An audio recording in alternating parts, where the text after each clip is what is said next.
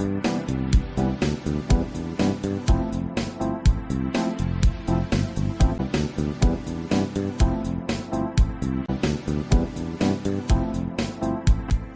यज्ञ की इस अनोखी कक्षा में आपका स्वागत है। मैं हूं आरती। चलिए शुरू करते हैं आज का अध्याय।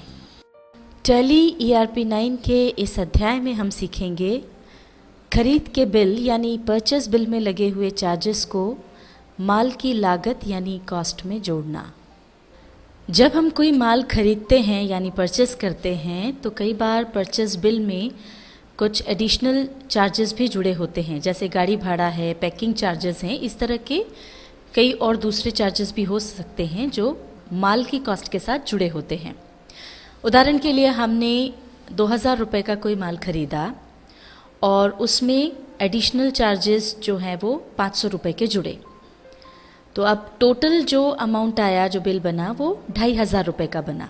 अब अगर हम इसकी एंट्री सामान्य तौर पर करेंगे तो 2000 रुपये जो हैं वो परचेस के खाते में चले जाएंगे और 500 रुपये जाएंगे फ्रेट का या गाड़ी भाड़ा जो भी एडिशनल चार्ज है उसका जो खाता बनेगा उसमें चले जाएंगे। आइए अब एक सामान्य एंट्री हम परचेस की करके देखते हैं, जिसमें 2000 का हमने माल लिया और 500 रुपये भाड़ा दिया है। सबसे पहले इस एंट्री के लिए हम जाएंगे अकाउंटिंग वाउचर्स पर। ये परचेस वाउचर खुला हुआ है। अब यहाँ पर सप्लायर्स इनवॉइस नंबर जो भी हो वो डाल दें। आगे बढ़ेंगे। पार्टीज अकाउंट नेम, इसमें ये हमने ले लिया सप्लायर ए। परचेज लेजर में आ जाएगा purchase account. Name of item है राइस। 50 किलो राइस हमने खरीदा 40 रुपये के भाव से। ये 2000 रुपये का राइस हो गया। अब इसमें एंटर प्रेस करके आगे आएंगे। अब यहाँ आगे हमको जोड़ना है गाड़ी भाड़ा 500 रुपये जो हमने दिया है वो, तो उसके लिए फ्रेट इन परचेस बिल नाम का खाता हमने बना के रखा है डायरेक्ट एक्सपेंसेस ग्रुप के तहत, तो वो हम चुन लेंगे। ये फ्रेट इन परचेस बिल ये लेजर है। यहाँ पर 500 रुपये उसके जुड़ जाएंगे। एंटर प्रेस करेंगे, इसको एक्सेप्ट कर लेंगे।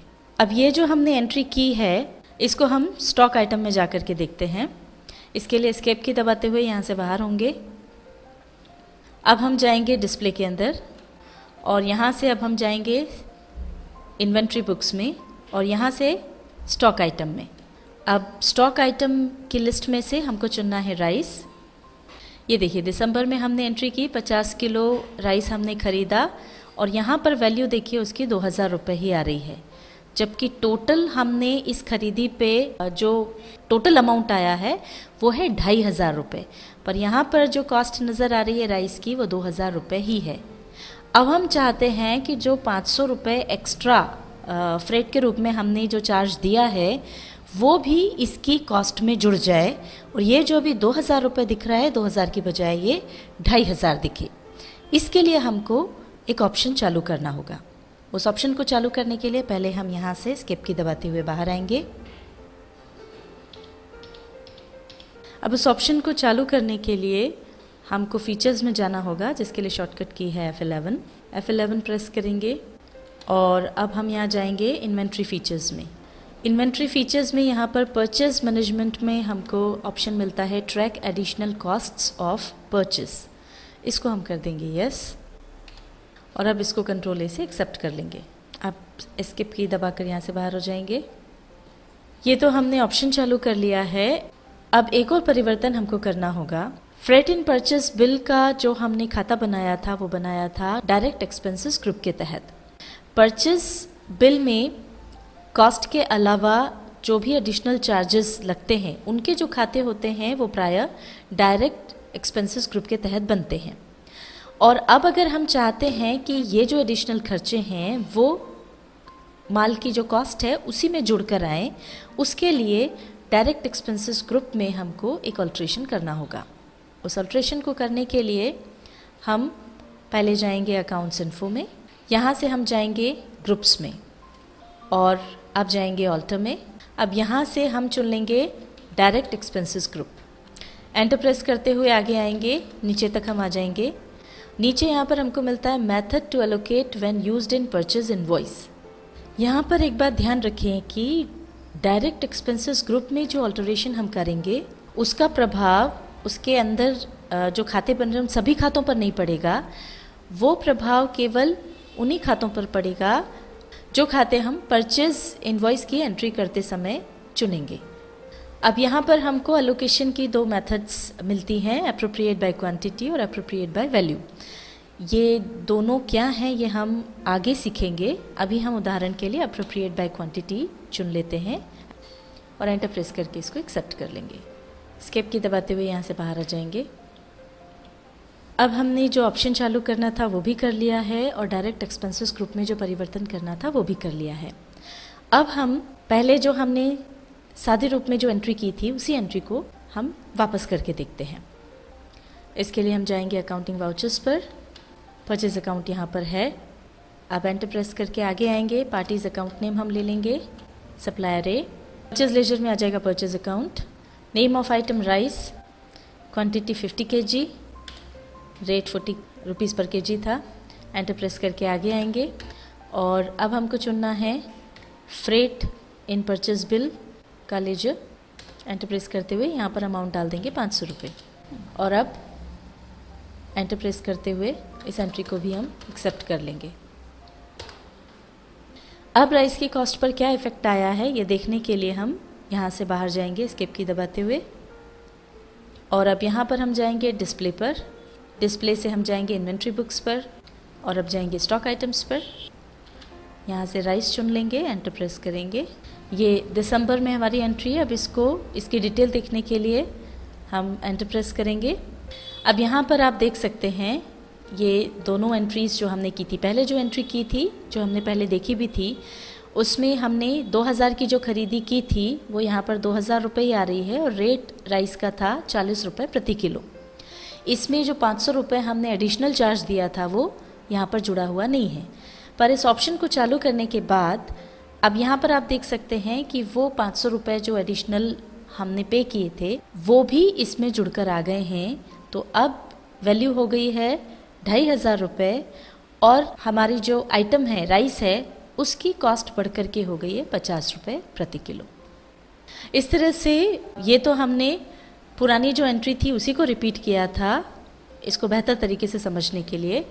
अब हम एक नए परचेस बिल की एंट्री करते हैं। इसके लिए पहले हम देखते हैं बिल। ये परचेस का बिल है जिसमें हमने 100 किलो शक्कर खरीदी है 30 रुपये प्रति किलो के भाव से और 300 किलो राइस खरीदा है 50 रुपये प्रति किलो के हिसाब से। इस तरह से हमने टोटल माल जो खरीदा है वो 18,000 का खरीदा है, पर इसमें 1000 रुपये फ्रेट के जुड़े हैं। ये टोटल अमाउंट बिल का 19,000 रुपये आया है। अब हम इसकी एंट्री देखते हैं। सबसे पहले हम यहाँ पर डेट चेंज कर लेंगे। अब सप्लायर्स इनवॉइस नंबर हमने डाल दिया। आगे आएंगे, पार्टीज अकाउंट नेम सप्लायर ए चुन लेंगे, परचेज लेजर हो जाएगा परचेज अकाउंट। अब यहाँ पर नेम ऑफ आइटम में सबसे पहले था शुगर। शुगर हमने खरीदी थी 100 किलो 30 रुपये प्रति किलो के भाव से। अगला आइटम था हमारा राइस, ये हमने खरीदा था 300 किलो 50 रुपये के भाव से। अब हमको इसमें जोड़ना है फ्रेट, यहाँ पर 1000 रुपये फ्रेट जुड़ जाएगा। अब हम कंट्रोल ए से इसको एक्सेप्ट कर लेंगे। अब हम स्टॉक आइटम में जाकर के देख लेते हैं कि जो 1000 रुपये जो फ्रेट लगा है वो कॉस्ट में जुड़ने पर हमारे आइटम्स की कॉस्ट पे क्या इफ़ेक्ट पड़ा है। ये स्टॉक आइटम की विंडो आ गई है जिसमें से राइस हमने चुना है। तो ये जो हमने अभी एंट्री की थी 27 दिसंबर की, इसमें आप देख सकते हैं 300 किलो हमने चावल ख़रीदा था और जो कि 50 रुपये के भाव से ख़रीदा था, पर अब फ्रेट जो जुड़ा है उसमें उसके बाद कॉस्ट हो गई है राइस की 52 रुपये 50 पैसे। तो इस तरह से टोटल ये जो 15,000 का माल ख़रीदा था वो हो गया है 15,750 रुपये का। इसी तरह से अब हम शुगर की कॉस्ट पे क्या फ़र्क पड़ा है ये देखने के लिए यहीं से लेजर चेंज कर लेते हैं आइटम का। F4 की प्रेस करेंगे और यहाँ से अब शुगर चुन लेंगे। यहाँ पे देखिए 100 किलो शक्कर हमने खरीदी थी 30 रुपये प्रति किलो के हिसाब से, जिसकी कॉस्ट अब हो गई है 32 रुपये 50 पैसे। तो टोटल ये 3,250 रुपये की हो गई है। अब हम समझते हैं कि ये जो कॉस्ट आई है वो किस तरह से कैलकुलेट हुई है। ये यहाँ पर बिल में आप देख सकते हैं, हमने टोटल जो माल ख़रीदा था वो 400 किलो था और उस पर जो फ्रेट लगा है वो 1000 रुपये है। हमने एलोकेशन मेथड जो चुनी थी वो चुनी थी एप्रोप्रिएट बाय क्वांटिटी। तो क्वांटिटी वाइज कॉस्ट कैसे प्रभावित होती है वो हम यहाँ समझ सकते हैं। 1000 रुपये जो हमारा फ्रेट है उसको हमने डिवाइड किया है 400 से, जो कि हमारी टोटल क्वांटिटी है। तो इस तरह से फ्रेट का जो खर्चा था उसके कारण प्रति किलो पर 2.5 रुपये का खर्चा हमको आया। अब ये जो प्रति किलो पर 2.5 रुपये का खर्चा है ये हमने जब शक्कर के भाव में जोड़ा, इस तरह से 30 रुपये प्रति किलो की शक्कर 32 रुपये 50 पैसे की हो गई और 50 रुपये प्रति किलो का जो चावल था वो 52 रुपये 50 पैसे प्रति किलो हो गया। अब हम समझते हैं दूसरी एलोकेशन मेथड जो है एप्रोप्रिएट बाय वैल्यू। इसके लिए पहले हमको डायरेक्ट एक्सपेंसेस ग्रुप में जाकर के अल्ट्रेशन करना होगा। ये हम ग्रुप अल्टरेशन विंडो पर आ गए हैं। अब यहाँ पर ये देखिए, पहले हमने एप्रोप्रिएट बाय क्वांटिटी चुनी थी, अब हम चुनते हैं एप्रोप्रिएट बाय वैल्यू और देखते हैं कि कॉस्ट में क्या इफेक्ट पड़ेगा। इसको हम एक्सेप्ट कर लेंगे, स्केप की दबाते हुए यहाँ से बाहर आ जाएंगे और अब इसके इफेक्ट को देखने के लिए हम वापस से वही एंट्री करते हैं। उसी एंट्री को हम दोहरा रहे हैं।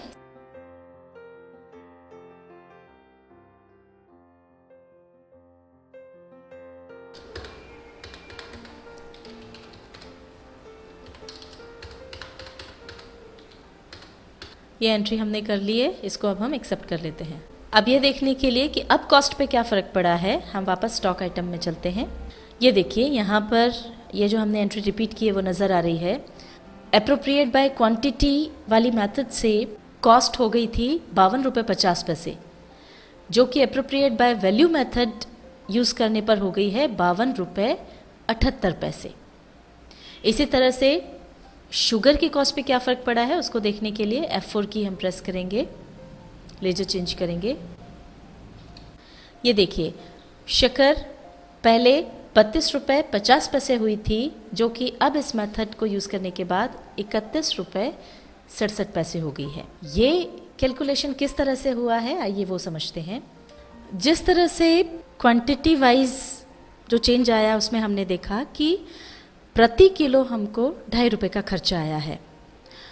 अमाउंट वाले केस में हमको ये देखना है कि प्रति रुपये हमको कितना खर्चा आ रहा है। उसको निकालने के लिए जो फ्रेट है 1000 रुपये, उसको हम डिवाइड करेंगे हमारा माल जितने में आया है, मतलब ये 15,000 और 3,000 हुए 18,000 रुपये। इस तरह से प्रति रुपये पर जो खर्चा हमको बढ़ा है या जो खर्चा आया है वो है 0.055 पैसा, यानी लगभग 5.5 पैसे। अब 30 रुपये पर कितना खर्चा हमको एक्स्ट्रा लग रहा है या कितना खर्चा बढ़ा है उसको निकालने के लिए हम 30 में 0.055 का गुणा करेंगे तो ये आता है 1 रुपये 67 पैसे। इसको हम जोड़ देंगे 30 रुपये में तो ये हो जाता है 31 रुपये 67 पैसे, यानी शुगर का भाव या शुगर की जो कॉस्ट है वो अब हो गई 31 रुपये 67 पैसे। इसी तरह से राइस के केस में 50 रुपये पर जो खर्चा हमको बढ़ा है वो है 2 रुपये 78 पैसे। इसको हम 50 में जोड़ देंगे तो इस तरह से प्रति किलो पर अब जो भाव हो जाएगा वो हो जाएगा 52 रुपये 78 पैसे। जिस तरह से यहाँ पर हमने 1000 रुपये फ्रेट को अमाउंट वाइज बांटा है, उसी तरह से यदि हम कंपोजिशन डीलर हैं और हमारे परचेस बिल में वेट अलग से दर्शाया गया है तो उस वेट को भी हम अमाउंट वाइज बांट सकते हैं appropriate by value allocation method का उपयोग करके। टैली ERP 9 के इस अध्याय में हमने सीखा खरीद के बिल यानी परचेस बिल में लगे हुए चार्जेस को माल की लागत यानी कॉस्ट में जोड़ना।